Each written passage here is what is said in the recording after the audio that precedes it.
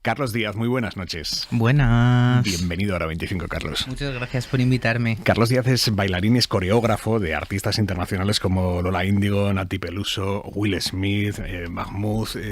Yo te pregunto, Carlos, habitualmente cantar y bailar, saber cantar bien y saber bailar van de la mano, ¿o no tiene por qué? No. Nunca. Nunca. No, sí que es cierto que, a ver, los cantantes tienen muchísimo sentido del ritmo, muchísimos de ellos, porque al final tienen que seguir un patrón rítmico primero con su voz. Entonces, muchos de ellos ya el ritmo está. Luego sí que es cierto que la psicomotricidad, pues existe gente más en estado más avanzado y otros no tanto, pero bueno. Yo creo que al final cada uno encuentra su propia corporalidad y su movimiento y se encuentra ahí pues esa clave, ¿no? De cómo hacerlos moverse en el escenario, en videoclips, etcétera. O sea, todo el mundo puede sacar algo. Sí, porque además bailar es un impulso. O sea, al final el ser humano no anda y ya baila, porque tú ves los bebés, no saben ni andar y ya les pones una canción y tienen un impulso de que quieren moverse a ese ritmo. Entonces yo siento que en mejor o peor grado, porque es obvio que hay niveles, sin duda alguna, todo el mundo podemos bailar. Eso es 100%. Ahora, dedicarse a ello, pues ya estamos hablando de otras cosas. Otra cosa. En un show, en un gran show, ¿los artistas priorizan la voz o el baile? Yo creo que, sin duda alguna, todos priorizan la voz. Al final son cantantes, entonces tienen que tener mucho cuidado porque el baile, por ejemplo, genera muchísimo flato. Y cuando están cantando encima la respiración es mucho más complicada porque tienen que aprovechar las barras de las pausas de cada frase o cada verso para coger aire. Entonces ya es un reto grande hacer un concierto en directo a nivel pulmonar, para ellos ya es un reto. Entonces añadir coreografía es rizar aún más ese rizo. Entonces sí que es cierto que al menos con todo el mundo que yo he trabajado hay que tener muy en cuenta, y también es nuestro trabajo, ¿no? Como coreógrafos, porque si yo requiero una necesidad física de esa persona a un nivel de exigencia tan alto que la voz se le va y se terminan cansando y están ahogados, tampoco estoy haciendo yo bien mi trabajo, porque tengo que permitir que puedan hacer un buen directo y estar cómodos, sobre todo a nivel de respiración. Me parece dificilísimo encontrar ese punto óptimo, ¿no? Ya es complicado.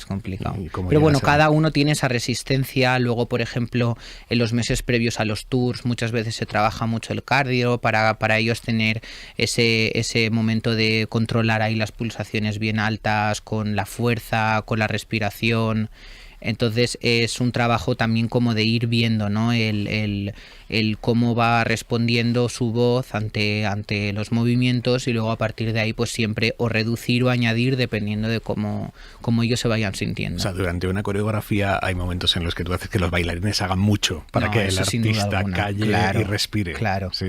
Porque sería imposible, o sea, trabajar, es más, incluso muchos artistas, no vamos a decir nombres, que si no, pero muchos artistas que tú puedes ver de tallas mundiales que hacen tours internacionales, hay momentos que necesitan respirar, hasta incluso también, oye, el falso directo también existe, que de vez en cuando pues a lo mejor alguna frase que necesitas para respirar o poder concentrarte en otra cosa, se pone un poco de voz de apoyo, no estás cantando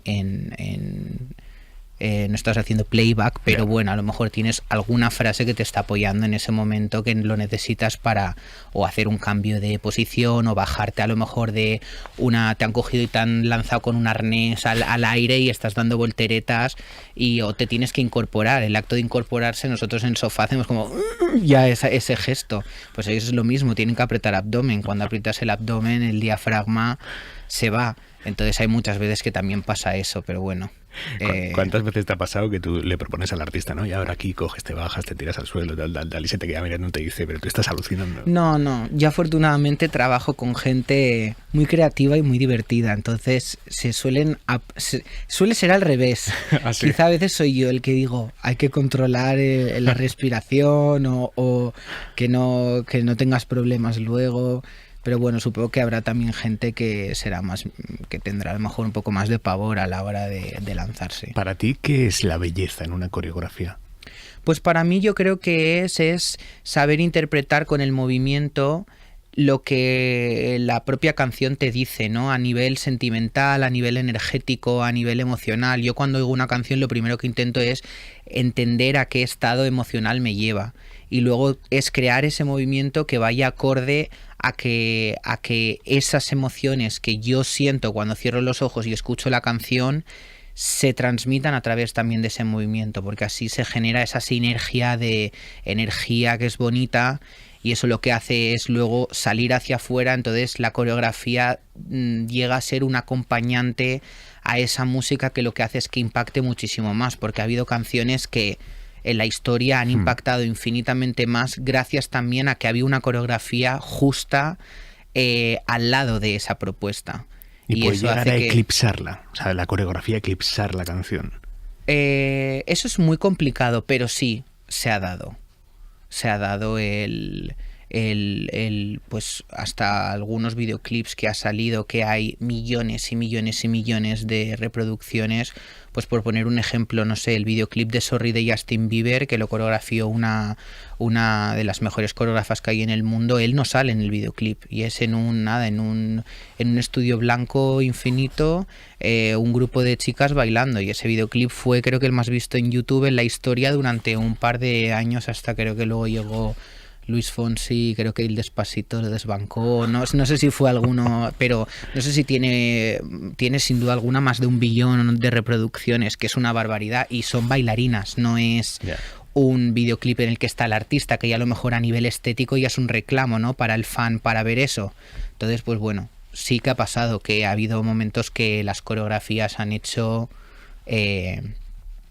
que las cosas sean virales. O yo que sé, Beyoncé en el último tour había sacado el álbum había funcionado, pero luego varias coreografías del tour se hicieron virales y le dieron un punch muy fuerte a las canciones, luego también en streams y en reproducciones en plataformas de streaming. ¿Es muy distinta una coreo para un show, para un concierto o para un videoclip?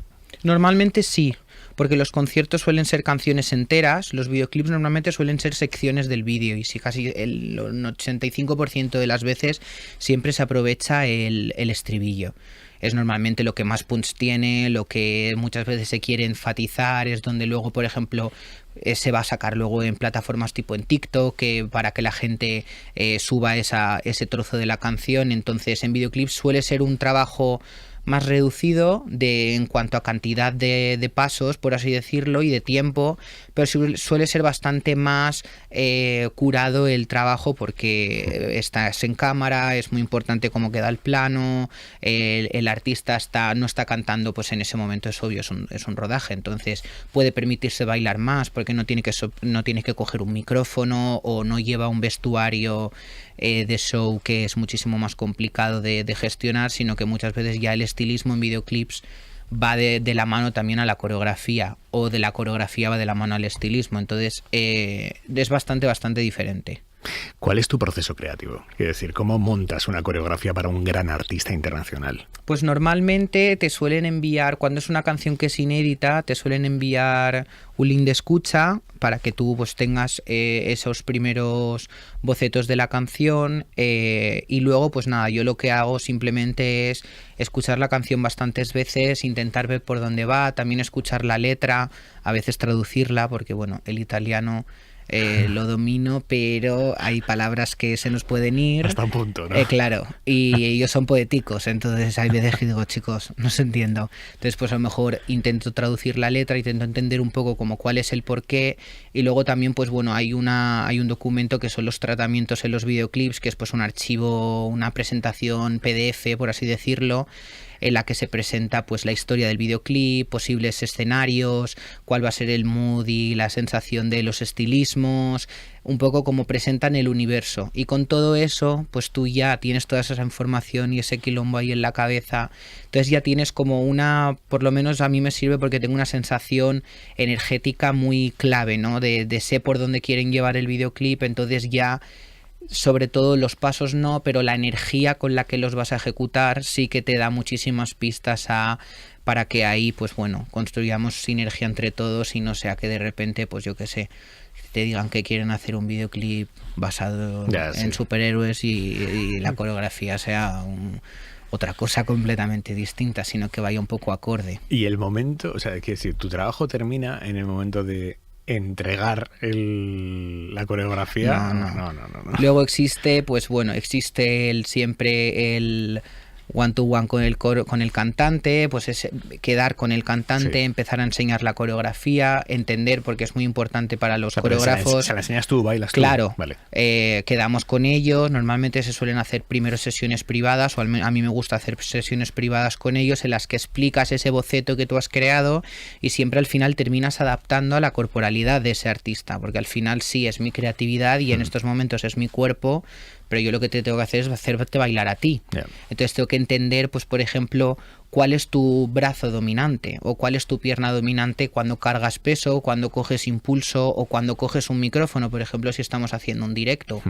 Entonces a partir de ahí se queda con el artista, se hace pues esos primeros ensayos en el que vas viendo cómo encajar el puzzle que tú habías creado previamente en ellos, y luego a partir de ahí, cuando ya funciona, se meten bailarines, se suele ensayar con ellos y luego ya vas a rodaje, ayudas en rodaje, chequeas cómo se está viendo en la pantalla todo lo que se está haciendo, porque por ejemplo hay muchas veces que, bueno, al final nuestro criterio también es muy positivo a la hora de rodar, por ejemplo, qué tipo de plano hacer o de qué manera o qué frame podemos coger a la hora de estar en un videoclip, porque claro, si hago una coreografía que se mueve en una dirección y de repente tu ángulo de cámara es completamente distinto, o si de repente una coreografía que no mueve los brazos pero mueve mucho los pies y tú decides hacer un plano corto de la cara, pues lo único que vas a ver es un cráneo rebotando sin ningún sentido. Entonces ahí también en rodaje es importante estar, el también llevarse bien con los directores y el trabajar en el momento en el que se está grabando la coreografía, pues ir también dando un poco ese apoyo, ¿no? De decir, pues oye, pues si grabamos de esta manera quizá va a lucir muchísimo mejor la coreografía. ¿Cómo eliges a los bailarines? Pues normalmente, pues teniendo en cuenta también el tratamiento del vídeo, pues muchas veces pues puede ser que haya una razón por la que se busque un perfil físico concreto, pues puede ser de repente, pues si estás haciendo, pues como cuando se está rodando una película, si de repente estás haciendo una película que se está basando en China, posiblemente de repente vas a buscar pues gente asiática para hacer esos papeles. Entonces lo primero es ver si existe algún tipo de criterio físico, pues porque a lo mejor el storytelling del videoclip o en sí el proyecto necesita, pues ver, por ejemplo, si se está buscando pues personajes femeninos, personajes masculinos, también pues ver un poco todo eso y luego a partir de ahí pues empezar en todo ese baúl de recuerdos que tienes de gente maravillosa que hay en España, pues es empezar a ver, a proponer pues gente que crees que puede ser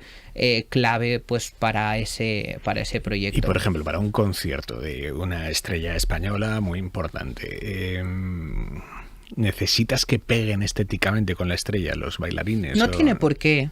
No tiene por qué. Además, yo que sé, por eso ejemplo, es algo que... Una estrella que sea muy bajita y le pones al lado un maromazo de 2 metros. Eso sí que es cierto que normalmente la estética se cura. Sería una mentira decir que la industria del entretenimiento no tiene estereotipos. No es verdad. Existe muchísimas veces, pues se buscan muchas veces cuerpos atléticos, gente que tenga pues ciertos rasgos, o sea, eso se suele buscar. Y luego, pues por ejemplo, a nivel de altura, a lo mejor para un concierto no tanto. Para un videoclip sí que es interesante, porque si yo quiero hacer un frame más corto, un plano más corto, claro, si el artista mide 1,80 y está bailando al lado de una persona que mide 1,60 m, si me voy a un frame corto, lo que termino viendo es la frente de una persona y la cara de otra. Entonces ahí sí que es bueno pues trabajar dentro de un estándar de esos 10-15 centímetros hacia arriba y hacia abajo. Entonces sí, sin duda alguna el perfil físico se tiene en cuenta dentro de esta industria, porque es así.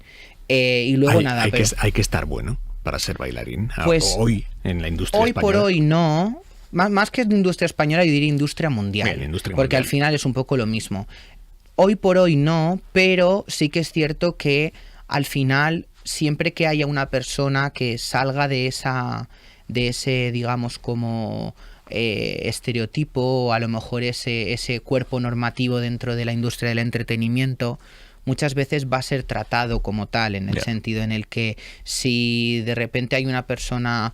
a mí no me gusta mucho esta palabra decirla, pero si se mete una persona curvy dentro de un proyecto, se está metiendo porque se curvy, quiere... perdona, es... Gorda, vale. una esta. Vale. ¿Vale? O sí que es cierto que se suele hacer como, ay, pues mira, vamos a hacerlo de esta manera. Gordo, claro. ¿no? No. Vamos a meter un negro, vamos a meter un... O que directamente ya tienes una idea que es muy universal, que tú tienes esa apertura de mente, a lo mejor pues siendo un artista o siendo un proyecto, y directamente te da igual, pero sí que muchas veces se suelen buscar, como a veces cuando se quiere hacer algo como más plural, pues es como uno de cada gremio, ¿no? Entonces...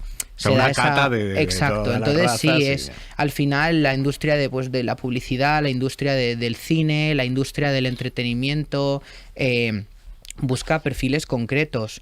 Es más, cuando se ha salido de esos perfiles, pues ha habido muchísima polémica. Pues bueno, cuando La Sirenita de repente la hizo una chica negra, hubo mucha polémica detrás de eso. Entonces, lo muy positivo es que cada vez esas barreras se están derritiendo más, porque cada vez el mundo es más plural, cada vez hay más aceptación de los cuerpos no normativos, entonces cada vez empieza a ser muchísimo más normal ver a prototipos diferentes dentro de la industria del entretenimiento, y esto ya no es solo en los bailarines, parece que los cantantes tienen que tener un perfil estético concreto, que los actores tienen que tener un perfil estético concreto, porque si eres un actor gordo, pues ya te van a meter absolutamente del personaje gracioso o el torpe dentro de una película. Eso cada vez yo creo que se está saliendo de esa costumbre que, en mi opinión, era un poco fea, ¿no? Los bailarines tienen que tener alguna conexión emocional con el cantante. Quiere decir, al final van a ser los que le rodeen durante mucho tiempo sobre el escenario. No tiene por qué. Sí que es cierto que en muchas ocasiones se termina construyendo esa relación, porque al final, pues cuando tú estás de tour y te estás pegando 6 meses de tu vida fuera de tu casa con un mismo equipo, al final tu equipo se convierte un poco en tu familia. Claramente. Y no, quizá no existe ese amiguismo a la hora de contratar, porque al final, pero luego lo que pasa es que el roce hace el cariño. Esto es el ser humano, ¿no? Cuando pasas mucho tiempo con una persona, al final empiezas a establecer pues lazos emocionales con ellos, pues porque se hacen tus amigos, hasta incluso se terminan haciendo tus parejas. O sea, cantidad de bailarines y amigos que tenemos han conocido a sus parejas trabajando para otros artistas. Yeah. Cantantes se han enamorado de otros artistas, actores se han enamorado de otros actores haciendo películas. Entonces, el estar ahí en esa burbuja, ¿no?, creativa durante un periodo alargado de tiempo hace que las relaciones humanas se desarrollen sin ningún... vamos. ¿Es malo que un bailarín o una bailarina se haga famoso y la gente lo empiece a identificar y se cree un personaje en sí mismo? Quiero decir, ¿el bailarín tiene que ser lo suficientemente anónimo como para no llamar la atención? En mi opinión, no. En el sentido de cuando un bailarín está trabajando para un artista, entendemos que nuestro trabajo es concentrar toda nuestra energía para apoyar el proyecto de otra persona. Y eso es una relación bidireccional muy bonita, porque al final hace que el escenario brille de una manera muy distinta. Ahora sí que es cierto que últimamente hay muchos bailarines que se han hecho virales, que pues en TikTok se han hecho muy famosos y que tienen exactamente propia, claro. Pues yo me alegro personalmente, porque al final lo que le da es muchísima visibilidad al baile de otras maneras, y pues bueno, también oye, el bailarín empieza a ser también un reclamo para unas marcas, y lo que hace es atraer más trabajo y más dinero a mi sector. O sea, que es que al final... ¿Está bien pagado el trabajo de bailarín, de una coreografía de un artista de primera plana?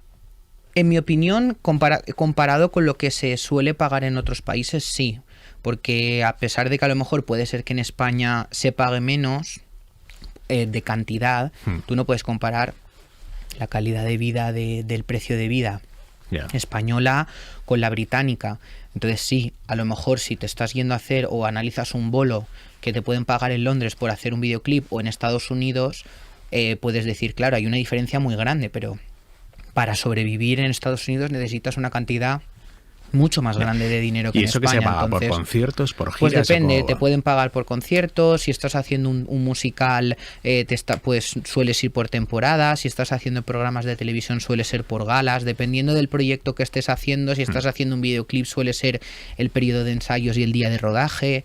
Dependiendo de lo que estés haciendo, hay diferentes tipos de contratos que hay, pues sí, los sindicatos y los gremios de diferentes tipos pues están también un poco como luchando por cada vez intentar conseguir condiciones mejores, porque también, claro, los contratos que son siempre de obra al final es muy difícil de cara a una financiación, claro, pues Vete poder a pedir conseguir, una hipoteca, claro, ¿no? Claro, una hipoteca en el que todo lo que tienes son trabajos de trabajo hoy, mañana no. Entonces aquí es bastante complicado, porque en España el bailarín no es autónomo. Entonces es un poco difícil encontrar como la línea de esa financiación a esa financiera, explicarla, porque claro, si haces todo proyectos de obra, por así decirlo, también tendría muchísimo sentido que pudiésemos tener algún tipo de trabajador autónomo artista o algo así que pudiésemos hacerlo como nosotros y luego ya pues presentas tu renta o lo que sea. ¿A qué edad sale del circuito? Se jubila, no, pero vamos, deja de ser un bailarín de primera línea, un bailarín de primera línea. Pues mira, afortunadamente cada vez más tarde, porque existe ahora también hay mucha conciencia de cuidado con el cuerpo, de la salud, del mantenerte fuerte, de las articulaciones cuidarlas, de la medicina avanzado, las operaciones en casos de roturas y cosas así han avanzado muchísimo, entonces cada vez es un poco más tarde, pero sí que es cierto que pues ya a partir de los 35, 40 años ya es bastante más raro el ver quizá en una primera plana, también porque, oye, existen esas, es un poco como los deportistas de élite, al final pues sí. No somos deportistas porque es arte lo que hacemos, pero la exigencia física es esa, entonces los futbolistas llega un momento que si siguen jugando se rompen, pues el bailarín es exactamente lo mismo. ¿Y entonces, en qué se suelen reciclar? Pues mucha gente abre escuelas de danza, hay personas que luego traducen su trayectoria a pues ser coreógrafos y trabajar a lo mejor de alguna manera dentro de la parte de coreografía. Luego hay gente que también pues empieza en la dirección creativa o artística. Luego hay gente que como tiene experiencia en toda la parte de haber vivido producciones, se meten un poco en producción.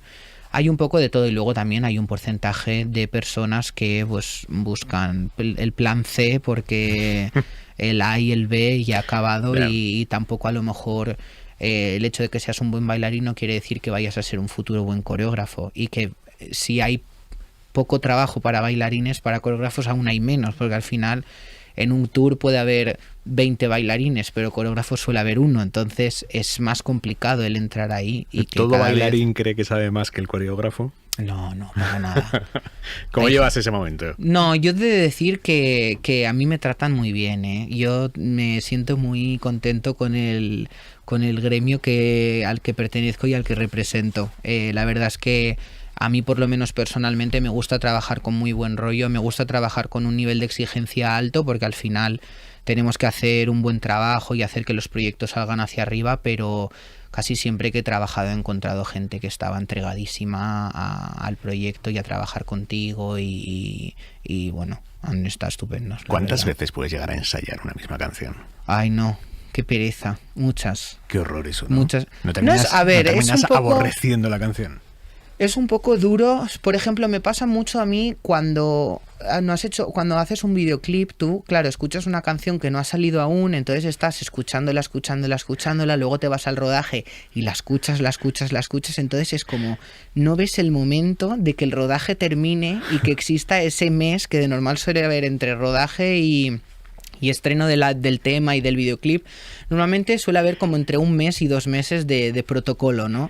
Ese mes es estupendo. Claro, pues un mes que es una pausa, porque luego vuelve a las radios, vuelve a las discotecas, y luego vuelve a pegar, y luego te vuelve a dar, y luego la canción se te queda ahí como un troyano en el cerebro que no lo puedes sacar ni a golpes, y si al final se te hace un poco bola, pero bueno, eso es buena señal, ¿no? Cuando eso pasa, al final es yo creo que el mejor piropo que le puedes decir a un cantante, que es: no me puedo sacar tu melodía de la cabeza, entonces eso significa que si contigo ha funcionado, con muchísimo público también va a pasar, entonces es al final un súper piropo, ¿no? Que le puedes decir a una persona, y es que tu canción consigue penetrar mis oídos y quedarse ahí dentro y hacerse un hueco, ¿no? Un apartamento en mi cabeza. ¿Cuánto tiempo tienes con una estrella de primerísimo nivel para ensayar? Nada.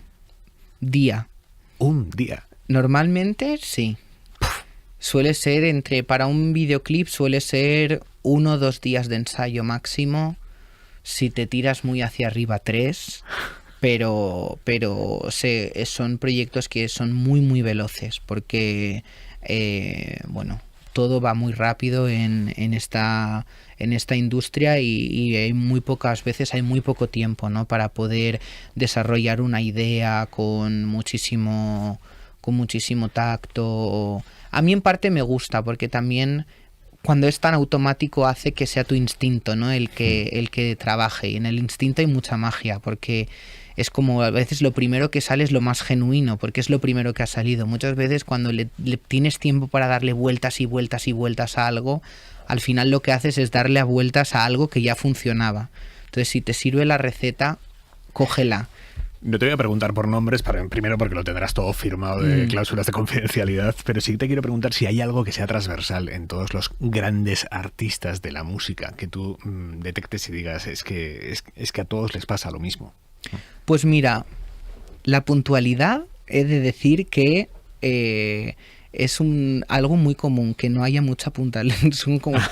Vale, o sea, la no puntualidad. La no puntualidad. Vale. Es algo que suele pasar mucho también porque tienen agendas loquísimas. Y luego yo, por ejemplo, lo que me sorprende también muchísimo o que comparto mucho cuando me pasa con toda la gente con la que he trabajado es también pues el tema de la privacidad y de lo expuestos que muchas veces están, lo poco tranquilo que puedes estar a veces por la calle, y un poco como ese como estar totalmente rodeado constantemente de personas y el no poder relajar en ningún momento, ¿no? Eso es algo que es obvio que dependiendo en el nivel de fama que cada artista esté, se vive de una manera diferente, pero al final ahí hay una carencia de privacidad muy grande y a mí me impacta mucho, ¿no? Vivirlo desde fuera, porque yo, bueno, a lo mejor dentro de mi sector y dentro de mi gremio soy una persona reconocida, pero yo salgo a la calle y puedo entrar en el Primark, ¿sabes? Que no hay ningún problema, nadie me va a hacer un placaje ni no me va a pasar nada. Pero sí que yo he vivido historias bastante locas, ¿no? De decir, madre mía, qué mal rollo. Sí, ¿no? De gente lanzándose. Es que me ha pasado, ¿eh? Sí. Sí. No lanzándose, pero, por ejemplo, me ha llegado a pasar de... Siempre he pecado, nunca el pecador. Saliendo de conciertos, fans esperarse dentro de taxis en la salida de vehículos. Y cuando ven que el artista sale con su vehículo, decirle al taxi que persiga a tu coche, porque lo que quieren es sacarse una foto. Y es algo que es muy bonito, ¿no? Que hay una persona que te admire a ese nivel, pero claro, yo me he encontrado en ciudades dentro de una van con un artista perseguidos por taxis, que el driver de tu van se llegue hasta meter en contradirección para evitarlos y que el taxista de detrás se mete en contradirección. Y tú dices, es que... Y claro, ahí, si te pasa en tu casa... Pero no sé qué es peor, la persona que dice no, claro, siga yo esa furgoneta o el taxista que se mete. Y entonces, claro, ¿no? Hay en ocasiones que cuando tú lo ves y dices, bueno, es gente que lo que tiene es mucha ilusión, pero claro, desde fuera tú no ves quién está dentro del otro vehículo. Entonces llega un momento que te da miedo y dices, loco, pero ¿nos quieren matar o qué está pasando? Entonces, bueno, a mí no me quiere matar nadie, pero claro, en ese momento y la llegado estrella, a acojonarme. O sea, la estrella, ¿cómo vive ese momento? Quiero decir.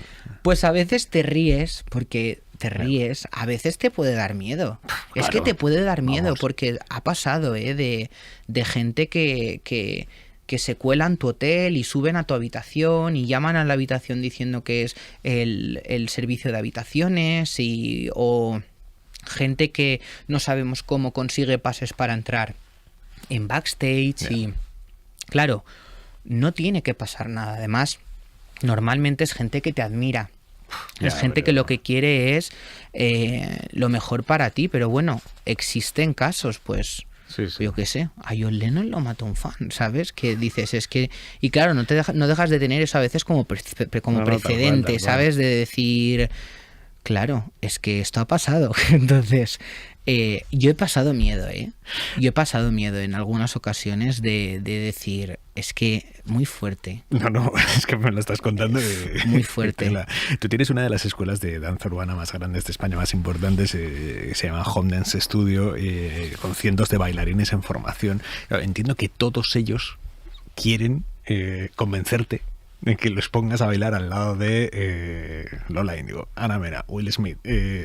¿Tú qué les dices? O sea, para ser un gran bailarín, ¿qué consejo les das? Pues creo que un consejo es trabajar muy duro, porque al final eso ahí es un mundo muy pequeño para mucha gente. Entonces es muy difícil encontrar un hueco, hay que trabajar muy duro, ser muy constante, y es muy difícil porque al final los bailarines trabajamos con nuestras emociones, porque al final cuando bailas estás sintiendo, entonces no se puede mecanizar nuestro trabajo. Y con tus emociones pues existen muchos esos altibajos, ¿no? Del día que tú estás pues bien, pues tienes ese pico de energía, pero el día que estás bajo es complicado, porque al final tu energía estaba vibrando muy baja y... Entonces es muy difícil, es mantenerme, en mi opinión, la constancia, luego siempre mantener la ilusión, porque hay muchas veces situaciones, precariedad a veces en trabajo, o gente idiota que a lo mejor no respeta la danza dentro de un mismo proyecto de la misma manera que te gustaría que alguien lo hiciese. Entonces vas a estar sometido a muchas veces mucho ruido, y también hay que mantener esa llama, ¿no? Ese niño interior que tú tienes del por qué empezaste a bailar, el poder parar y hacer, entrar en tu presente y saber ver todo lo que has conseguido hasta ese momento, que aunque estás cansado o estás agotado, que justamente lo que estabas soñando de pequeño es lo que estás haciendo justo en este mismo instante. Entonces hay que retroalimentar mucho eso, y luego hay que también ser muy inteligente de saber cómo te tienes que presentar al mundo, porque al final hasta ahora mismo, pues yo qué sé, el saber manejar una red social es algo muy importante, porque ya para nosotros el LinkedIn no existe. Nosotros es cuál es tu Insta, cuáles son tus redes, y ahí están tus fotos, están tus vídeos, está tu perfil, puedo ver tu experiencia que has tenido con otros cantantes, porque si no tienes experiencia se va a ver, si tienes experiencia se va a ver. Al final es como... Hay muchos factores que hay que trabajarlos, entonces hay que intentar estar ahí a la altura en todo. Carlos Díaz, coreógrafo, muchísimas gracias. A Buenas vosotros. noches. Buenas noches.